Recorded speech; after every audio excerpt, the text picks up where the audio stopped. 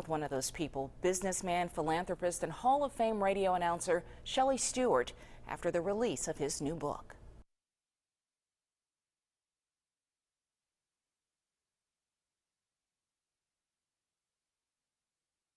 Who I am, and it's not. I'm not one who believe in my own advertising. I've never been that. I think when a person begins believing in their own public relation publicity, they're finished. Which is why at 80 years old, Shelley Stewart is still writing new pages to his life story. It's in a book published this year, Mattie C's Boy, The Shelley Stewart Story. I'd never had intention of writing that book.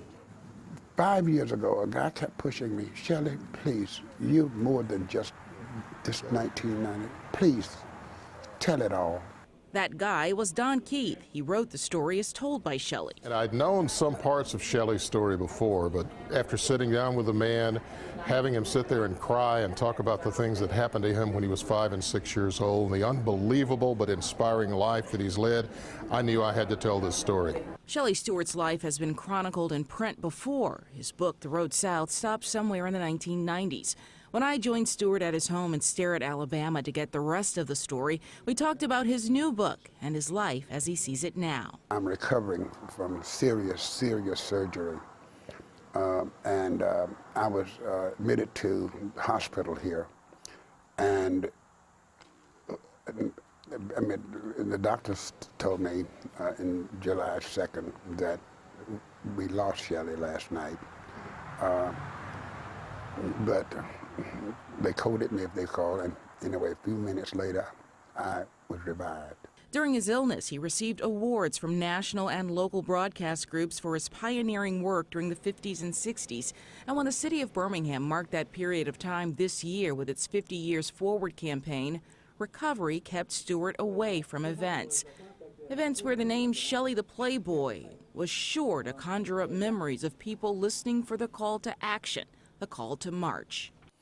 It was James Bevel knew that there was a code that you could put together stuff.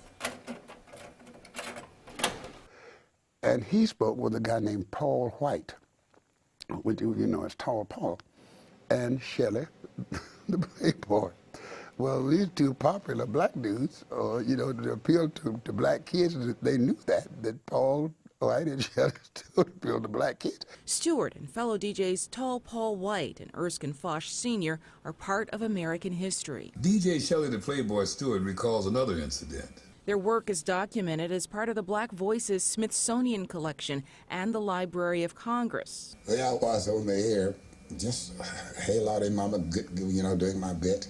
What they faced during the days of segregation. Mr. Kirkpatrick, just like it was, Mr. Kirkpatrick, why don't you call the police and tell them that the Ku Klux Klan are cutting the tower down out there? I can't call them because I'm one of the Ku Klux Klan. And it was not less than 5 minutes the tower hit the ground. It's only part of the Shelley Stewart story told in Mattie C's Boy, a dramatic story about overcoming abuse, homelessness, and poverty to a successful career in broadcasting, media ownership, and running his own advertising agency. Most people